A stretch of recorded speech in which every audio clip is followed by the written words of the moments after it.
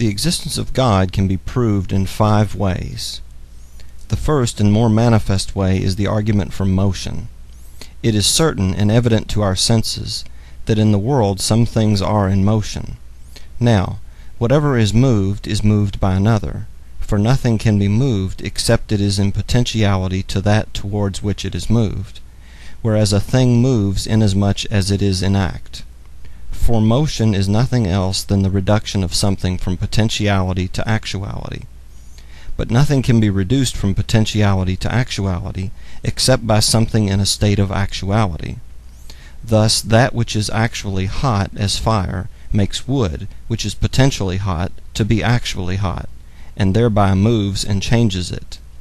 Now, it is not possible that the same thing should be at once in actuality and potentiality in the same respect, but only in different respects.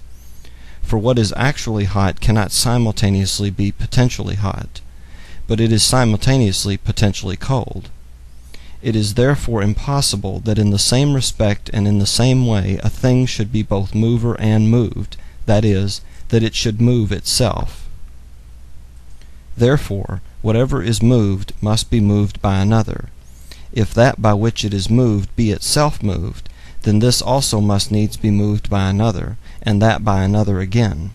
But this cannot go on to infinity, because then there would be no first mover, and consequently no other mover, seeing that subsequent movers move only inasmuch as they are moved by the first mover. As the staff moves only because it is moved by the hand, therefore it is necessary to arrive at a first mover, moved by no other, and this everyone understands to be God. The second way is from the nature of efficient cause. In the world of sensible things we find there is an order of efficient causes.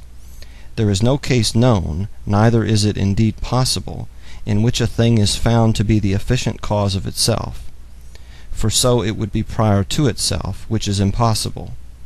Now, in efficient causes it is not possible to go on to infinity, because in all efficient causes following an order, the first is the cause of the intermediate cause, and the intermediate is the cause of the ultimate cause, whether the intermediate cause be several or only one. Now, to take away the cause is to take away the effect. Therefore, if there be no first cause among efficient causes, there will be no ultimate nor any intermediate cause. But if in efficient causes it is possible to go on to infinity, there will be no first efficient cause, neither will there be an ultimate effect, nor any intermediate efficient causes, all of which is plainly false. Therefore it is necessary to admit a first efficient cause, to which everyone gives the name of God. The third way is taken from possibility and necessity, and runs thus. We find in nature things that are possible to be and not to be, since they are found to be generated and to be corrupted, and consequently it is possible for them to be and not to be. But it is impossible for all things which are to be of this sort, for that which cannot be at some time is not. Therefore, if everything cannot be, then at one time there was nothing in existence. Now, if this were true, even now there would be nothing in existence, because that which does not exist begins to exist only through something already existing. Therefore, if at one time nothing was in existence, it would have been impossible for anything to have begun to exist, and thus even now nothing would be in existence, which is absurd. Therefore, not all beings are merely possible, but there must exist something the existence of which is necessary. But every necessary thing either has its necessity caused by another or not. Now, it is impossible to go on to infinity in necessary things, which have their necessity caused by another, as has already been proved in regard to efficient causes. Therefore we cannot but admit the existence of some being having of itself its own necessity, and not receiving it from another, but rather causing in others their necessity. This all men speak of as God. The fourth way is taken from the gradation to be found in things. Among beings there are some more and some less good, true, noble, and the like. But more and less are predicated of different things according as they resemble in their different ways something which is the maximum, as a thing is said to be hotter according as it more nearly resembles that which is hottest. so that there is something which is truest, something best, something noblest, and consequently something which is most being. For those things that are greatest in truth are greatest in being, as it is written in Metaphysics Book 2.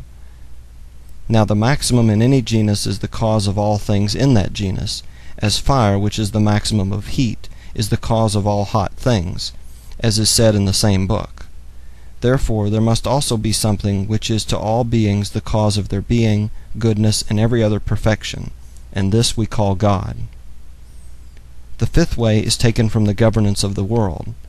We see that things which lack knowledge, such as natural bodies, act for an end, and this is evident from their acting always or nearly always in the same way, so as to obtain the best result. Hence it is plain that they achieve their end, not fortuitously, but designedly. Now whatever lacks knowledge cannot move towards an end, unless it is directed by some being endowed with knowledge and intelligence, as the arrow is directed by the archer.